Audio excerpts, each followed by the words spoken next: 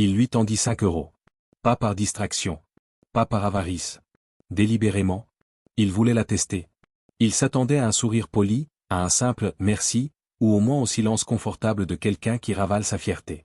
Mais ce qu'il obtint à la place, le figea sur place.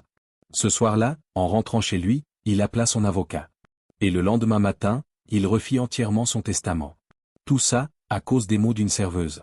C'était un vendredi soir à Paris, dans l'un de ces restaurants du 8e arrondissement où l'on vient autant pour être vu que pour manger. Le genre d'endroit où une bouteille de vin coûte le loyer d'un studio, où les conversations se font à voix basse et où même les serveurs ont l'air de sortir d'une école de diplomatie. Dehors, la pluie tombait doucement sur les pavés, transformant les reflets des lampadaires en traînées dorées sur le bitume mouillé. Un soir d'automne parisien, comme dans un roman. À l'intérieur, la lumière tamisée des lustres baignait la salle d'une chaleur feutrée. Un pianiste jouait quelque chose de satie dans un coin.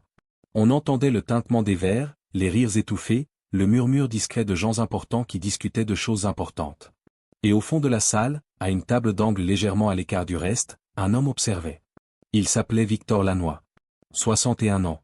Fondateur de plusieurs groupes industriels, actionnaire dans des dizaines d'entreprises européennes. Son nom n'apparaissait jamais dans les magazines People, mais dans les salles de conseil d'administration, il n'en fallait qu'un pour faire taire une pièce entière. Ce soir, il était habillé simplement, un costume gris anthracite sans ostentation apparente. Mais quiconque connaissait la mode aurait reconnu la coupe sur mesure, le tissu italien, la montre discrète au poignet qui valait à elle seule le prix d'une voiture de sport. Victor Lanois ne dînait pas ce soir. Il regardait. C'était l'une de ses habitudes. Depuis des décennies, il testait les gens. Ses associés, ses employés, ses proches. Parfois de façon subtile, parfois de façon délibérément évidente, pour voir comment ils réagissaient quand ils pensaient avoir affaire à quelqu'un de vulnérable, ou au contraire, à quelqu'un de puissant. Il aimait observer ce moment où le masque glisse. Ce soir, son regard s'était posé sur une jeune femme. Une serveuse. Elle s'appelait Léa. Elle devait avoir une trentaine d'années, peut-être un peu moins. Ses cheveux châtains étaient tirés en une queue de cheval soignée, et elle se déplaçait entre les tables avec cette grâce particulière des gens qui font bien leur travail sans en faire une performance. Pas de sourire forcé. Pas de servilité exagérée. Juste une présence calme, attentive, efficace. Victor remarqua quelque chose qui l'intrigua. Elle traitait exactement de la même façon la table du milieu, deux hommes d'affaires en costume qui commandaient du vin à 300 € la bouteille et la petite table près de la fenêtre, où une femme âgée dînait seule avec un verre d'eau et un menu à prix fixe. Même sourire. Même attention. Même respect. Victor Lanois, qui avait vu des milliers de gens se transformer en présence de l'argent, trouva cela remarquable.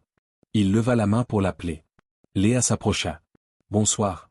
Que puis-je faire pour vous ?» Sa voix était calme. Directe.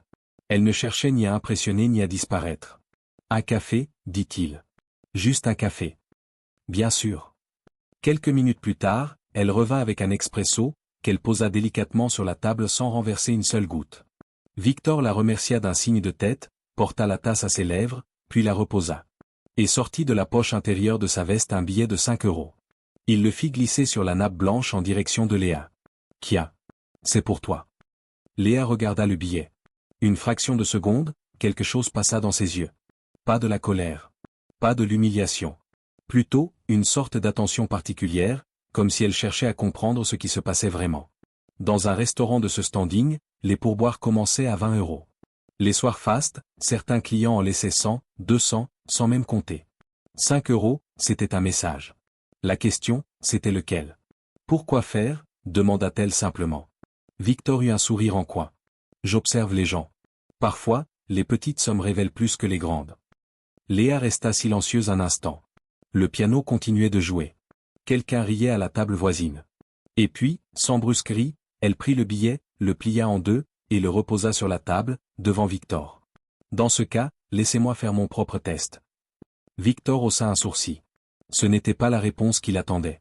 Pas du tout. « De quel genre ?» demanda-t-il, sincèrement curieux. Léa se pencha légèrement, pas de façon agressive, juste assez pour que ses mots ne portent qu'à lui. Si quelqu'un paie pour tester une autre personne, c'est qu'il ne lui fait déjà pas confiance. Elle marqua une pause. La vraie question, ce n'est pas comment je réagis à 5 €. La vraie question, c'est pourquoi vous avez fait ça. Le silence qui suivit dura peut-être 3 secondes. Mais pour Victor Lanois, un homme qui avait négocié des contrats à plusieurs centaines de millions d'euros, qui avait tenu tête à des ministres et à des PDG, ces 3 secondes ressemblèrent à bien plus. Personne ne lui parlait comme ça. Pas ses employés. Pas ses associés. Pas même ses proches, qui avaient depuis longtemps appris que contredire Victor Lannoy était rarement payant. Tu sais qui je suis, finit-il par demander. Non, dit-elle. Et ça ne te gêne pas? Elle haussa légèrement les épaules. Ici, vous êtes un client. Mon travail, c'est de bien vous servir. Ce que vous êtes en dehors de ce restaurant, c'est votre histoire, pas la mienne. Victor la regarda longuement. Il cherchait la fissure. Le calcul caché. La fille qui fait semblant d'être honnête parce qu'elle a deviné qu'il était riche et qu'elle espère une récompense. Il cherchait le mensonge, parce que dans son expérience, il y en avait toujours un. Il ne trouva rien. Et si je vous offrais 1000 €, reprit-il, juste pour me dire que j'ai raison? La réponse vint sans une hésitation. Non. Pourquoi? Un sourire discret. Parce que la vérité vaut plus. Victor Lannoy, homme de 61 ans, milliardaire, habitué à ce que le monde plie autour de ses décisions, éclata de rire. Pas un rire poli. Pas un rire de façade. Un vrai rire. Celui d'un homme qui vient de recevoir quelque chose d'inattendu et qui ne sait pas encore quoi en faire. Tu sais, dit-il doucement en reprenant ses esprits, ces 10 dernières années, personne ne m'avait parlé avec autant de franchise. Léa ne répondit pas. Elle acquiesça simplement, ramassa son plateau, et retourna à son travail comme si rien d'extraordinaire ne s'était passé. Mais pour Victor, quelque chose venait de changer. Il resta encore 20 minutes dans ce restaurant sans toucher à son café. Les mots de Léa tournaient dans sa tête. Essayez de vous tester vous-même. 20 ans. Pendant 20 ans, il avait testé les autres. Ses partenaires, ses employés, ses enfants, à leur grand désespoir. Il avait construit un système entier pour détecter la malhonnêteté, l'opportunisme, la faiblesse. Et le résultat avait presque toujours été le même, dès qu'il y avait de l'argent en jeu, les gens changeaient. Sauf cette fille, qui n'avait même pas pris 5 €. Pas parce que c'était peu, mais parce que ce n'était pas honnête de les prendre. Victor se leva lentement. Il se rendit au bar, régla l'addition généreusement, cette fois-ci, sans calcul. Le directeur de salle s'approcha avec le sourire habituel des gens qui reconnaissent un client important. Tout s'est bien passé, monsieur? Très bien. Il marqua une pause. Cette serveuse, Léa, elle travaille ici depuis longtemps? Le directeur parut surpris par la question. Environ 3 ans. C'est l'une de nos meilleurs éléments. A-t-elle déjà demandé une augmentation? Non, monsieur. Jamais. Victor hocha la tête. Je vois. Il récupéra son manteau et sortit dans la nuit parisienne. L'air frais de l'automne lui saisit le visage. Sa voiture l'attendait devant l'entrée, son chauffeur debout à côté de la portière ouverte. Mais avant de monter, Victor s'arrêta une seconde. Il regarda les vitres illuminées du restaurant, les silhouettes des convives, la lumière chaude, Léa qui desservait une table au fond de la salle, et il ressentit quelque chose d'étrange. Pas de la nostalgie. Pas de la culpabilité. Quelque chose de plus rare. Le sentiment d'avoir entrevu quelque chose d'authentique. Dans l'habitacle silencieux de sa voiture, il sortit son téléphone et composa le numéro de son avocat. Celui-ci décrocha à la 2e sonnerie. « Bonsoir, maître Lannoy. » Victor Lannoy garda les yeux dans la nuit qui défilait. « Il faut qu'on se voie demain matin. Tôt. C'est urgent. » Un silence. « Bien sûr. Qu'est-ce qui se passe? » « Je veux revoir mon testament. » Le lendemain, à 8 heures du matin, son avocat et son conseiller financier étaient assis dans son bureau, un immense espace vitré au dernier étage d'un immeuble d'affaires dans le 16e, avec vue sur la Seine et sur une ville qui s'éveillait dans un brouillard léger. L'avocat ouvrit son dossier, stylo en main, prêt aux modifications habituelles. Une redistribution d'actions, peut-être. Une révision fiscale. Une clause à ajouter. Vous avez mentionné vouloir modifier le testament. Qu'est-ce que vous souhaitez changer exactement? Victor s'approcha de la fenêtre, les mains dans le dos. Je veux créer une fondation. L'avocat leva les yeux. Un fonds? Oui. Pour ceux qui travaillent honnêtement mais n'ont jamais leur chance. Il y eut un silence dans la pièce. Le conseiller financier et l'avocat échangèrent un regard rapide. C'est une définition assez large, dit doucement l'avocat. Je sais. Victor se tourna vers eux. On commence par l'éducation. Des bourses pour les gens qui travaillent et étudient en même temps. Ceux qui ont une famille à charge. Ceux que le système a oubliés parce qu'ils n'avaient pas les bons réseaux, pas les bonnes origines, pas la bonne école. L'avocat se mit à écrire. Et les critères de sélection? Victor marqua une pause. La scène du restaurant lui revint, le billet plié en deux, les yeux calmes de Léa, ses mots simples et directs. Les candidats seront recommandés par des gens ordinaires. Des professeurs. Des collègues. Des employeurs. Pas des jurys d'experts. Pas des comités. Des gens du terrain.